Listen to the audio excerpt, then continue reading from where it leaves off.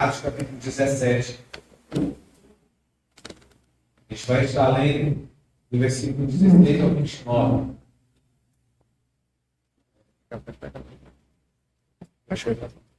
Quando você encontrar, você diz amém. Não sei tudo. Alguém mais encontrou? Diga amém. Todos encontraram? Vamos orar antes de lermos a palavra de Deus. Senhor nosso Deus e nosso Pai Todo-Poderoso, nós estamos aqui nesta noite reunidos, Pai, em unidade, em um só propósito, Senhor, de te glorificar, de te adorar, Deus, de entregarmos a nossa vida, Pai, como sacrifício vivo, nosso corpo como sacrifício vivo ao Senhor. E, Pai, diante da Tua santa palavra, Senhor, nós queremos nos expor a ela nessa noite. E que tudo que venha sair agora, Senhor Deus, venha sair para edificação, Senhor. Que venha sair, Pai, Deus, todas as palavras para, Deus, renovação, para arrependimento, para transformação, Senhor. Ó Pai, de tal maneira que ninguém que entrou aqui nesta noite, nessa casa, Senhor, venha sair da mesma maneira que entrou, Senhor.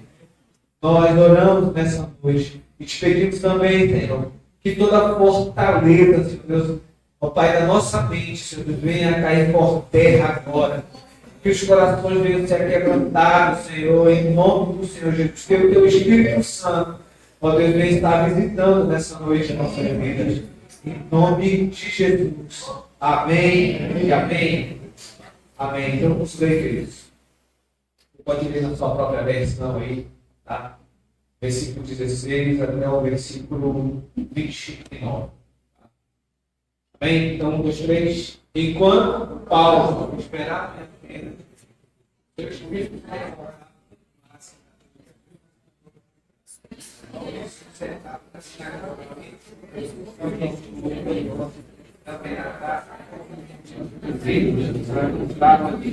e alguns blocos de pureza histórico criam por ele, em vez de serem desse tagaré, e outros parecem estranhar as vezes que é a ressurreição. Então, todos se levaram a Iopa e dizer que podemos saber que os trajes querem saber o que devia ser isso. Pois todos que apenas estrangeiros devem ter, e outros vai convidando chegar, se não dizer uma sua novidade. Então, Paulo, levantando-se do peito do Areópago, disse: Senhor dos atenienses, eu vejo acentuadamente religiosa, porque, passando a observar os objetos de vosso peito, tem também um altar, no qual está escrito o Deus desconhecido. Pois esse que adorar sem conhecer é precisamente aquele que eu anuncio. O Deus que fez tudo que existe, sendo ele Senhor do céu e da terra, não havia esse santuário feito por mão humana, nem a servir por mão humana, como se de alguma coisa precisasse. Pois ele mesmo é quem a todo da vida, a respiração e tudo mais. De um só fez toda a raça humana, para habitar sobre toda a face da terra, havendo fixado os tempos previamente estabelecidos e os limites da sua habitação, para buscarem a Deus, se porventura, tateando, possa achar, bem que não está longe de cada um de vós, pois nele vivemos, nos movemos e existimos, como alguns de vossos poetas têm dito, porque dele também somos geração. Sendo por geração de Deus, não devemos pensar que a divindade é semelhante ao ouro, à prata ou à pedra, trabalhados pela arte e imaginação do homem. Vamos finalizar com o 30. Ora, não levou Deus a conta os tempos da ignorância. Agora, porém, notifica os homens que todos e em toda parte se arrependam. Amém? Pode sentar, queridos. Aleluia. Irmãos, lembrando da nossa mini vigília que nós tivemos aqui na sexta-feira passada, que foi uma bênção de Deus. Eu vi um vídeo, certo que foi o Felipe que gravou, de os irmãos que saíram andando aqui na Universidade Cunha e saíram cantando e louvando a Deus. Então eu vi e eu percebi que era a presença de Deus. Por mais que aquele momento aqui, né, de unção, de poder de Deus, que poderia até passar aquele momento, mas a presença de Deus continuou na vida desses irmãos que eles foram cantando. E eu ouvi falar que teve irmãos que não conseguiram nem dormir, né? Nem dormir, de tanta presença. Mas hoje, nesta noite, eu tenho um título dessa meditação nessa noite, que é: você conhece a Deus? Uma pergunta. Você realmente conhece a Deus? E a outra pergunta é: e Ele conhece você? Então essa pergunta eu quero que esteja aí na sua mente aí, tá? Você conhece a Deus? E Ele conhece você? Aqui nesses textos que nós lemos, nesses versículos, mostra o apóstolo Paulo, grande estrategista, né, de pregação do Evangelho, onde ele não perdia oportunidades. E ele enfrentava todo tipo de cultura e, pela sua habilidade vinda da sabedoria de Deus, ele pegava qualquer tipo de cultura e ele colocava o Evangelho de Deus. E não foi dessa maneira aqui. Não foi diferente desse tempo. E no versículo 16 que nós lemos, o apóstolo Paulo tinha saído do lugar onde ele estava sendo perseguido, ia ser morto, ele veio para cá, para esse lugar. E quando ele chegou lá, ele viu que naquele lugar havia muita idolatria, ou seja, era um lugar que alguns estudiosos fazem o levantamento, que havia mais ídolos do que pessoas. Tive a quantidade de ídolos que existia naquele lugar. Então, o espírito do apóstolo Paulo, ele ficou indignado e revoltado com aquilo. E aí, essa revolta, né, essa indignação de um discípulo de Jesus tem que ter uma resposta como? Vai pegar lá e pegar mais livre e chutar, quebrar? Não. Ele vai orar a Deus e vai levar o Deus verdadeiro para aquelas pessoas. Ele vai pregar o Evangelho. Essa foi a reação do apóstolo Paulo. No entanto, que ele foi para a sinagoga, como era de costume, chegava num lugar e ia primeiro nas sinagogas lá e pregava Jesus Cristo, ressuscitado. Da mesma maneira, ele foi para a sinagoga e da sinagoga também foi para as praças. Por quê? Aqui os gregos, eles tinham os costumes, tá, de chegar nas praças e colocar as suas teses, né, colocar seus conhecimentos, e lá eles ficavam ouvindo uns aos outros. E também eles ficavam também debatendo uns aos outros, né? E aí colocando as suas ideias. Então, o apóstolo Paulo foi lá e começou a pregar o Evangelho. No entanto que o Evangelho incomodou tanto aquelas pessoas porque era algo totalmente novo, que eles compreenderam que era algo estranho, porque o apóstolo Paulo estava apresentando o quê? Um outro Deus. Então, eu vi que foi algo que foi tão inconcebível daquelas pessoas, porque os ídolos e os deuses daquelas pessoas eram deuses fortes, tá? Eram deuses vencedores, né? Eram deuses que traziam benefícios para eles. E o apóstolo Paulo chega lá e apresenta um Deus. Olha, Jesus é Deus. Então Jesus tomou uma forma humana como cada um de nós. Eu estou imaginando que ele estivesse pregando isso. E aí Jesus veio para morrer por cada um de nós. E aí ele deu um nó na cabeça daquelas pessoas. Por quê? Como é que é um Deus que chega aqui e toma a forma de uma criatura, de um ser mortal, e aí ainda apanha, é crucificado e morre?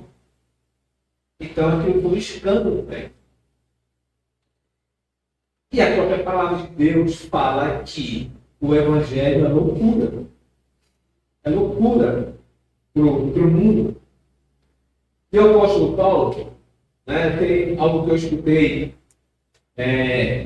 uma brincadeira que fizeram com o pastor Firmino, que ele já é falecido, que ele foi um dos líderes da Assembleia de Deus, fundador da Assembleia de Deus. E alguém falou para ele assim mesmo, já falei isso aqui, que ele era que nem Fusca velho, aonde ele parava, pregava. Imagina o Fusca velho. Se tu desligou o Fusca velho, ele vai pregar, ele vai parar. Da mesma maneira, o apóstolo Paulo, para mim, era o Fusca velho. Porque onde ele estava, ele parava. Onde ele parava, ele pregava o Evangelho.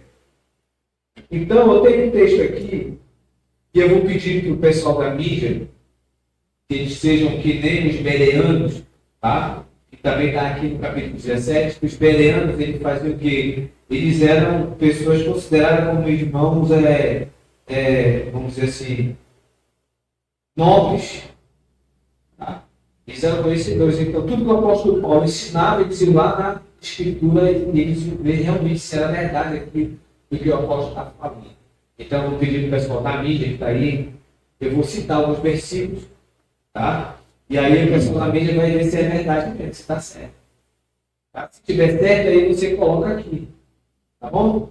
Então, primeiro texto, 2 Timóteo 2,4 e 2 Timóteo 2,8, fala que temos que pregar o Evangelho a tempo e fora de tempo. A quem? A todas as pessoas. Por quê? Vai chegar um tempo em que não conseguirão ouvir, vai dar comichão nos ouvidos, e eles vão trazer para si pessoas que agradam o seu coração, mexem para os seus próprios corações. Tá? E no capítulo 2, versículo 8, o apóstolo Paulo fala aqui, olha, eu posso estar algemado, preso, como ele foi muitas vezes, mas o Evangelho não está algemado. Então, com esses dois versículos, eu quero pontuar para nós que o apóstolo Paulo, ele era um fusca velho, um parado e empregado. Preso, solto, quase morto, em todo momento ele estava pregando o Evangelho.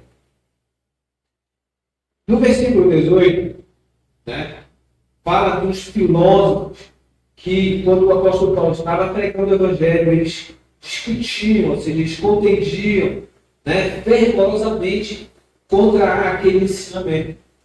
E aí, o que eles fizeram? Eles pegaram o apóstolo Paulo e levaram para um lugar, né, para um lugar onde eles tinham ali vários deuses, onde eles queriam conhecer esse Deus, tá, que o apóstolo Paulo estava apresentando para eles.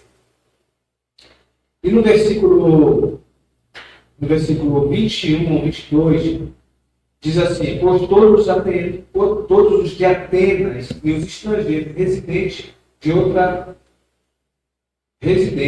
outra coisa não cuidavam, senão dizer ou ouvir as últimas novidades. Então, eram pessoas que queriam sempre ouvir novidades. Então, o apóstolo Paulo chegou com uma grande novidade. Qual era a grande novidade? As boas novas. Boas novas do Evangelho.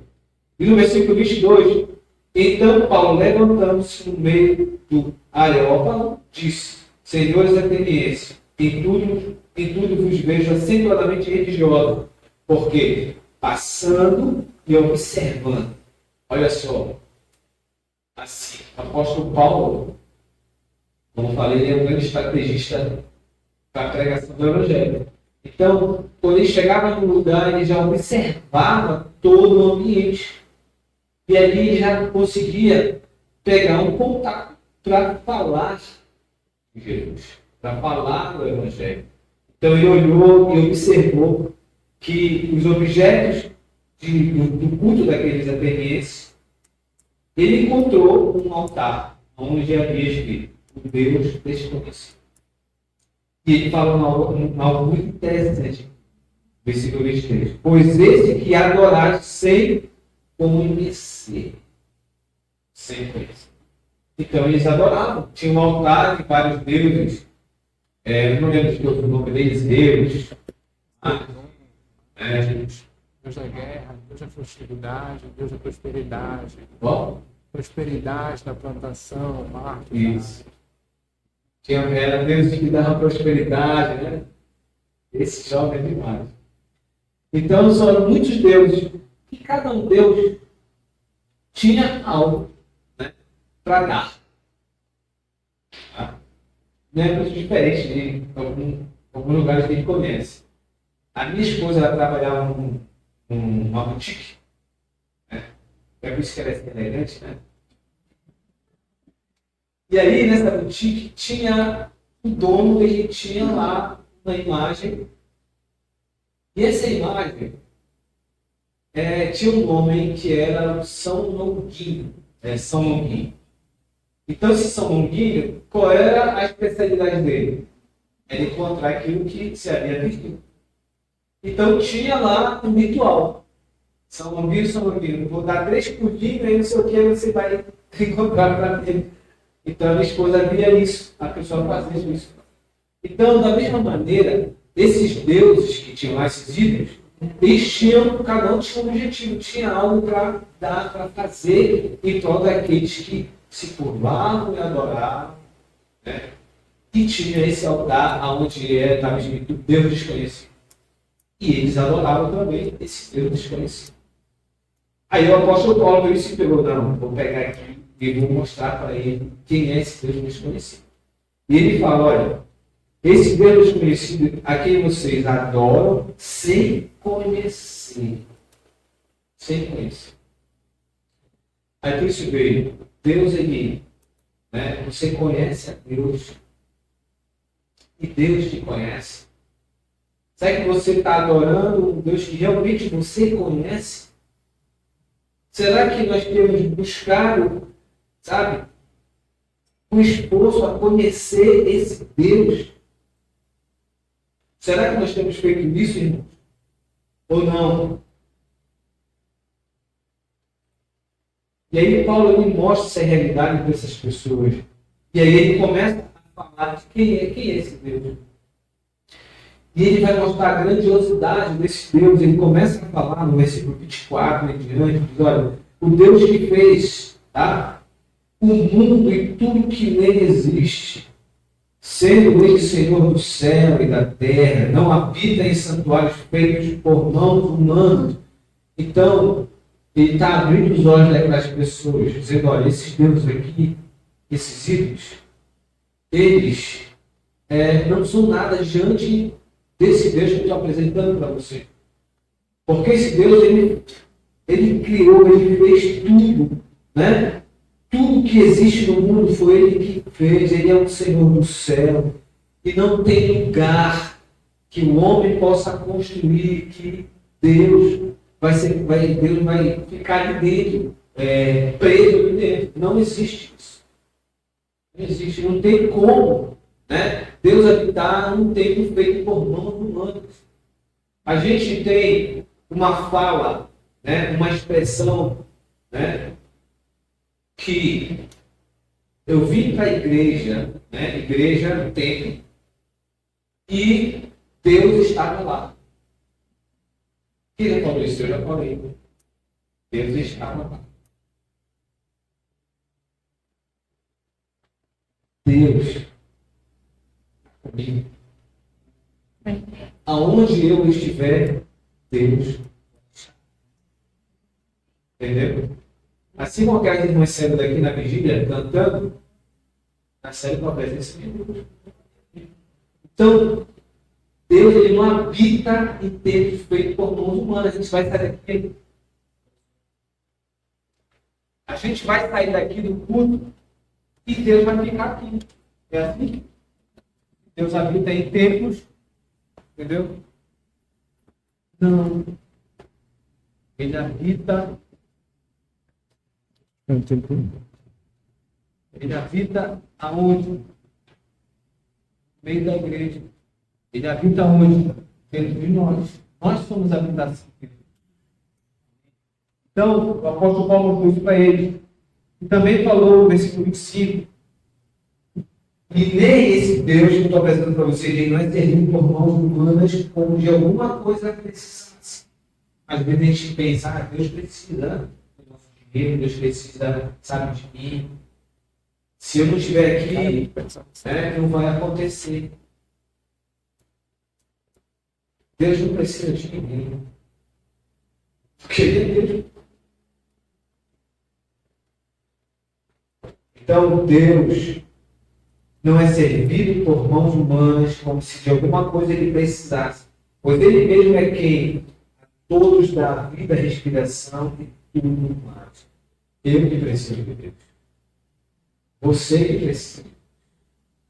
Essas pessoas aqui que precisavam de Deus, por quê? E ele vai falando mais. Versículo 26. De um só fez toda a raça humana para habitar sobre toda a face da terra, havendo fixado os tempos previamente estabelecidos, os limites da sua habitação, para buscarem a Deus, se porventura tateando possam achar. Bem que não está longe de cada um de nós. Então, olha só o que o apóstolo Paulo está falando para aquelas pessoas. Vocês querem pegar Deus. O ser humano, ele tem um negócio que ele quer ver, ele quer pegar. Então, acabam criando ídolos para si. Criando deuses para si, construindo de ouro, de prata, de barro. Ou seja, algo que ele está vendo. Algo que ele possa pegar. Então ele está falando para essas pessoas aqui que Deus é Espírito. Deus ele é Espírito. Deus ele é Espírito e importa que eu adore em Espírito e em verdade. Em Gênesis capítulo 32, tem um episódio onde Moisés subiu o Monte Sinai e aí ele passou um tempo. E aquele tempo se prolongou. E aquele povo que ficou lá embaixo, juntamente com Arão, começaram a reclamar e começaram a dizer que ele estava demorando e achando que ele não vinha mais. E aí eles pediram para que Arão fizesse um Deus para eles. Fizesse um Deus para eles. E fizeram um bezerro de ouro. E esse bezerro de ouro, lá no Egito, ele tinha um simbolismo, um significado de fertilidade, de força. Então, quem foi que disse que era para fazer um bezerro de ouro? Ninguém falou, não faz um bezerro de ouro. Não faz sei lá, uma vaca, sei lá, alguma coisa, um animal. Veio do coração do próprio Arão. Por quê? Porque eles saíram do Egito, mas do Egito não saiu de dentro deles. Enquanto não sair, o homem continua levantando ídolos na sua vida. Continua levantando ídolos. Esses ídolos não quer dizer que vai ser uma estátua, não. Ídolos pode ser muita coisa na sua vida.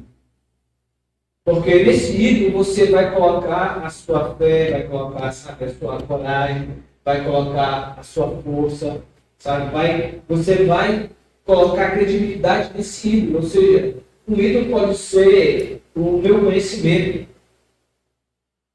Um ídolo pode ser os meus diplomas, de doutorado, sei lá. Então, pode ser um ídolo, pode ser algo que vai me dar força. Então, aquilo ali, eu tendo aquilo, eu vou me pegar e eu vou me sentir, sabe, forte. Eu vou me sentir não menorizado, eu vou me sentir alto. Isso aí.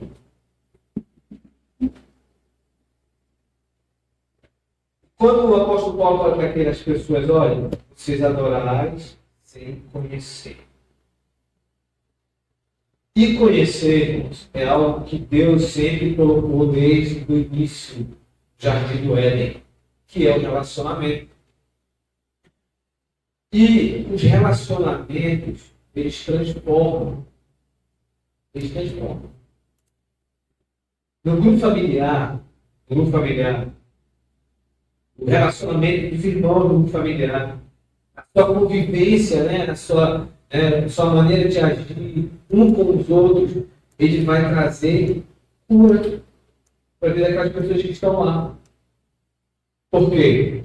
Porque elas vão ver quem? Não o ídolo, vão ver o Deus verdadeiro, que age na vida de cada um de nós.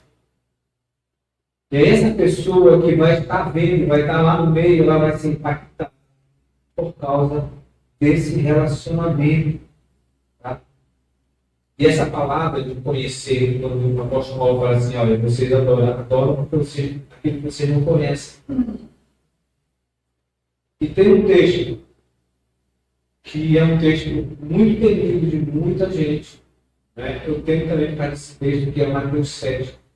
Aí eu vou pedir para os irmãos colocarem aqui Mateus 7, 22 e 23.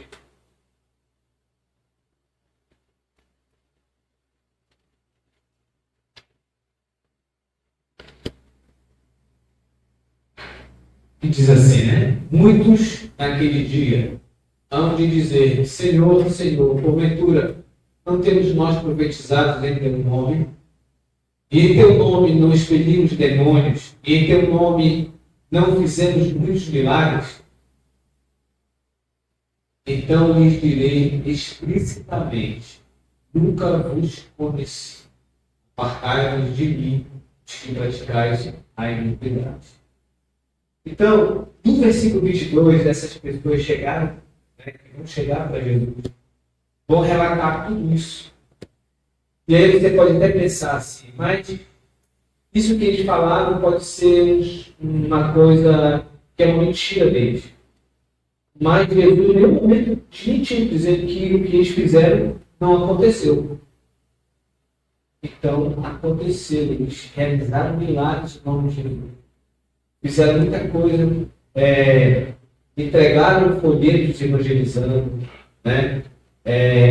Não perderam nenhuma reunião de grupo familiar, mas eles não conheciam, não tinham relacionamento. E aí, queridos, também tem um episódio que eu coloquei aqui, eu me lembrei, que é da mulher samaritana. E Jesus fala para ela, o samaritano adora o que ele não conhece. Não adora o que não conhece. Por quê? Porque os samaritanos, eles tinham um conhecimento incompleto das escrituras. Para eles, o que valia era até os 5 livros, os primeiros 5 livros, que são conhecidos da Bíblia como Pentateuco. O restante, os profetas, os outros livros, eles não consideravam. Então, era uma revelação incompleta de Deus. É isso que Jesus estava falando para aquela mulher, quando diz, olha, o samaritano adora o que não conhece. Tá? João 4, 22. Porque eles tinham uma limitação de compreensão, sabe, de quem era Deus. E Jesus fala também, se eu não me engano, ele fala também que a salvação vem dos judeus. Por quê? Porque a linhagem de Jesus é de onde? Dos judeus. Aí aquela mulher perguntou algo para eles. E agora? Aonde que eu vou adorar a Deus? Porque os samaritanos adoram hoje no monte. Os judeus aonde? Jerusalém. E Jesus disse, olha, vai chegar o dia. E esse dia já chegou. E os verdadeiros adoradores adorarão a Deus em espírito e verdade. Não tem lugar para adorar. Não tem lugar para adorar. Então, Jesus falou aqui para essa mulher que ela não conhecia o que ela adorava. Então, eu quero trazer para nós o conhecer. O conhecer é que vai trazer para nós uma verdadeira adoração. O conhecer que vai trazer realmente uma verdadeira vida. Não uma vida superficial de um discípulo de Jesus. O apóstolo Paulo fala também que nós fomos gerados, né, para buscar a Deus. Tá? Nos versículos 26, ele fala de um só, toda a raça humana, de uma só vez, toda a raça humana, de um só, fez toda a raça humana para contar sobre toda a terra. Então está falando de quem? De Adão. De um homem né, que foi gerado, né, eu entendo assim que Adão, ele foi formado no pó, mas ele foi criado em Deus. Então, a partir dele, veio toda a geração. Então, todo ser humano foi gerado por Deus. A gente pode ver isso também aqui no versículo 28, que diz: pois nele vivemos e nos movemos e existimos, como alguns de vossos poetas têm dito, porque dele também somos geração. Então, nós somos gerados em Deus. Todo ser humano foi gerado. Mas a gente sabe, entende, que foi gerado em Deus, mas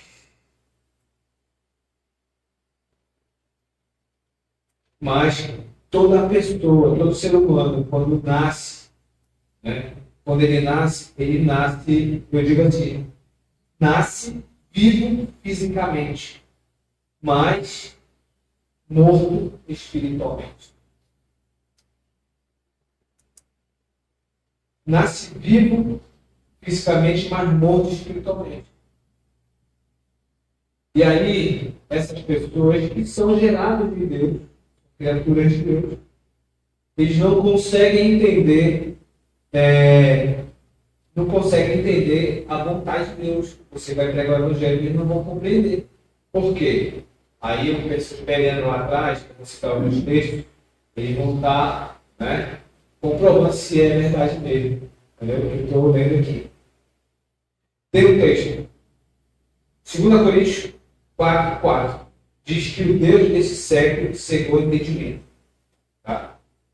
Então, todas as pessoas que ainda não encontraram Jesus estão cegos no seu. Não tem como conhecer.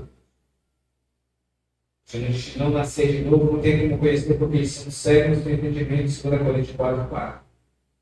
1 Coríntios 2:14 diz que o homem natural, eles não conseguem entender as coisas que vêm de Deus, porque para eles isso é loucura.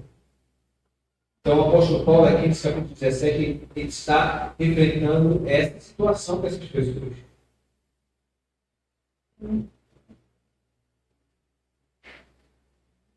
No 1 Tessalonicenses 5:23, fala que Deus santifica o homem por completo. Como essa santificação completa?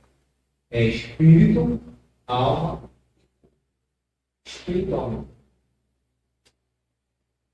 Então, o homem foi formado no pó, criado em Deus, para buscar a Deus.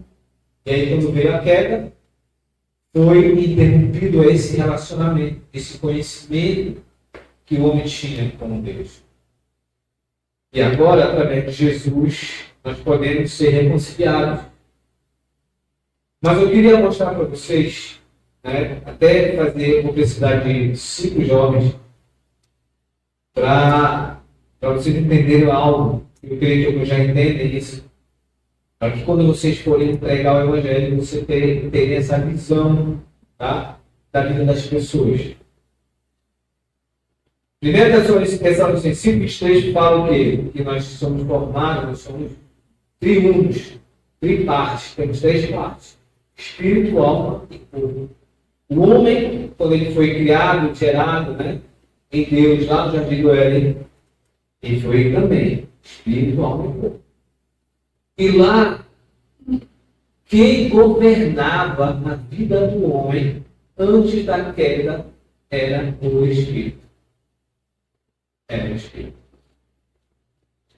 Tem o texto, Romanos 8,16, que fala assim mesmo: teu Espírito testifica com o meu Espírito que nós somos filhos de Deus.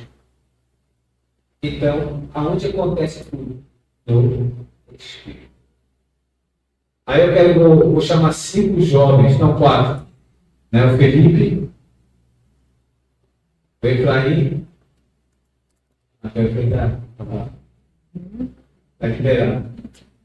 Samuel, o Efraim. Oi? Ele está querendo que eu vá. Benjamin levantou a mão ali. Bora, Benjamin, correndo, vem. E o Osmar. Então, eu quero fazer uma pequena dinâmica com esses discípulos de Jesus abençoados. Eu vou ver aqui, deixa eu ver, quem que pode ser o corpo? O Osmar vai ser o corpo. Quem que pode ser a alma?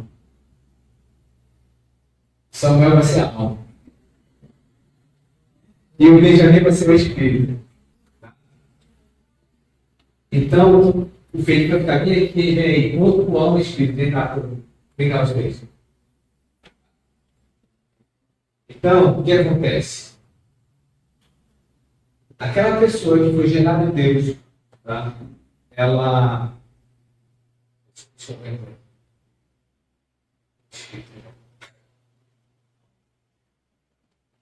Aquela pessoa que ainda está com entendimento sério para esse Deus desse século, desse mundo da maligno, a Bíblia fala. Não tem como, né, entender as coisas de Deus. Então, tem uma pessoa almática, onde essa é que é uma pessoa, tá? Uma pessoa formada de espírito, alma e corpo. Então, ela é uma pessoa almática, ou seja, quem governa é a carne. Então, vai acontecer o seguinte: o Felipe vai vir aqui ver. Pisa no pé do. Pisou no calo aqui dessa pessoa. Fez alguma coisa. E aí, qual vai ser a reação? Como é o governo que está na alma, e tudo que acontece é passado para onde? O corpo que vai reagir. Então a alma vai dizer o quê?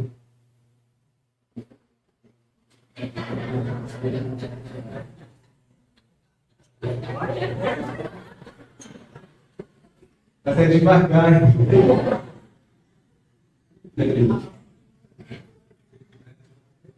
o que vai acontecer? Como é a alma que governa, não entende as coisas de Deus, é loucura para ele. A reação foi o quê? Foi que a alma falou, vai lá e pisa também mais forte ainda. Agora, essa pessoa, o irmão pregou o evangelho, participou do familiar, e lá ele viu Deus agindo lá, e ele foi impactado, e disse, eu quero ir para mim. Aí ele se arrepende, e aí o que vai acontecer? Quem vai governar agora?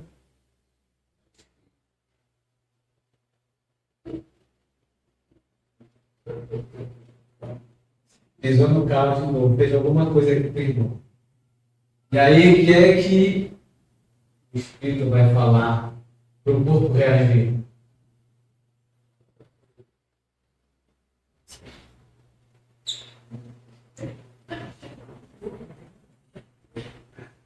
Ou seja, não revidou, porque ele começou a entender as coisas espirituais, entendeu? As coisas espirituais. E tem outras lutas, por exemplo, ler a Bíblia, né? Uma pessoa diz, olha, aqui é uma pessoa, esses três é uma pessoa. Você tem que ler a Bíblia, você tem que buscar Deus, conhecer a Deus através das Escrituras. Aí a alma vai falar assim, pega o celular, tá? Vai lá jogar um videogame. Aí a alma vai falar, faz o seguinte, né? Vai lá na escola, lá, né? Passar o pano nas meninas. Aí vai existir uma luta aqui. A alma vai falar isso, mas o espírito vai dizer, não, tem que ler a Bíblia, né? Tem que buscar a Deus. Entendeu? Então, essa luta que acontece na vida daquele que você está discipulando. Você está aqui hoje, entendeu? Você está aqui hoje, você tem que fortalecer o espírito, apesar que o espírito é menor que ele, mas ele vai crescer, o espírito vai crescer. De tal maneira que ele vai governar essa pessoa. O espírito vai governar essa pessoa.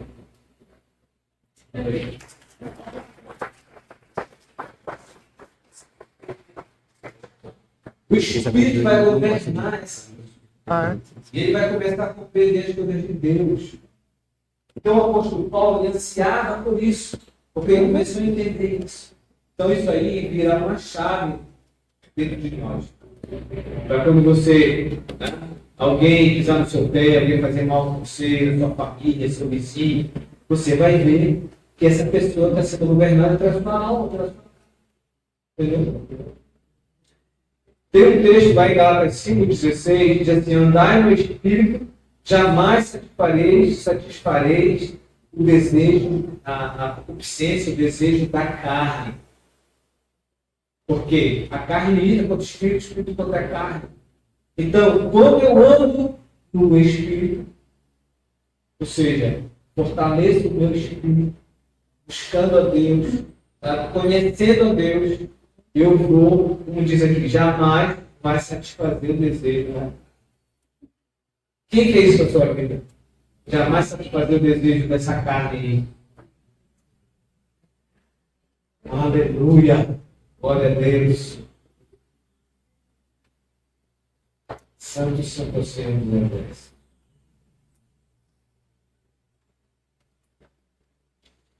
Então, conhecer a Deus é um relacionamento.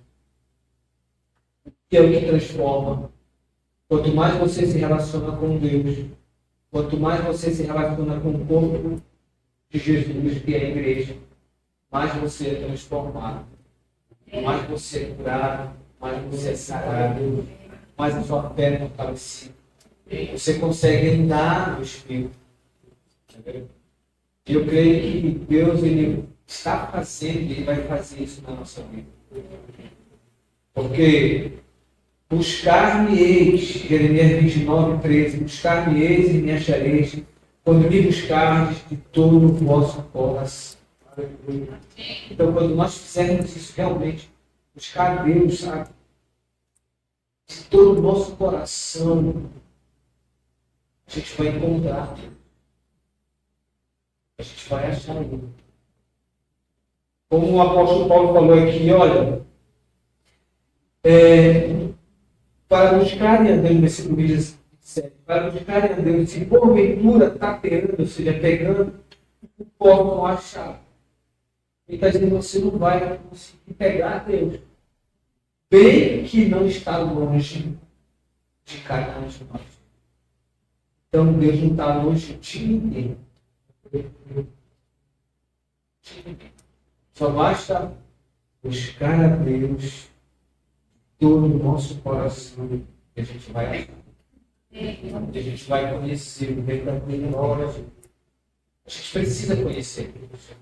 Você jovem, adolescente, você precisa buscar a Deus para conhecer esse Deus. A maior necessidade de um filho, eu creio que é essa. É conhecer a Deus. É ter intimidade. É ter um relacionamento íntimo. Porque quando isso começar a acontecer, você vai ver o seu filho sendo cuidado e transformado. Porque não tem como você buscar a Deus e encontrar Deus e você sair da mesma maneira. Não tem. Você sai purificado, santificado. Assim como Isaías teve aquela visão, ele viu o trono onde os serafins e os querubins clamavam santo, santo, santo. E diante dele ele reconheceu que ele era um homem de dos lábios. E ali, naquela hora, aqueles serafins, querubins, eles pegaram uma tenaz, ou seja, uma brasa, e tocaram aonde ele falou que havia um livro. Então, quando o apóstolo Paulo coloca no último versículo que nós lemos, o 30, ora, não levou Deus em conta o tempo da ignorância. Agora, porém, notifica aos homens que todos e em toda parte se arrependam. Então, Deus ele vai tocar com essa tenaz de brasa aonde você se arrependeu. Aonde você abrir a boca, Senhor, é aqui, Senhor. Senhor, é aqui, toca aqui, Senhor. E aí você vai ser transformado. Os ídolos vão começar a sair. Ele vai começar, eu acho que o apóstolo Paulo, quando ele era um discípulo de Jesus, que aqui fala que quando ele chegou naquele lugar, o Espírito se revoltava em face à idolatria. Sabe lá se ele, né, a sua carne naquela hora ali, mas ele era governado pelo Espírito, não quis dar uma bicuda em um daqueles ídolos ali. Irmãos, essa palavra é forte de conhecer. Eu tenho tido uma experiência incrível, né, com Deus. Já tinha começado há um tempo, mas ela intensificou depois da primeira vigília que nós tivemos aqui no grupo familiar,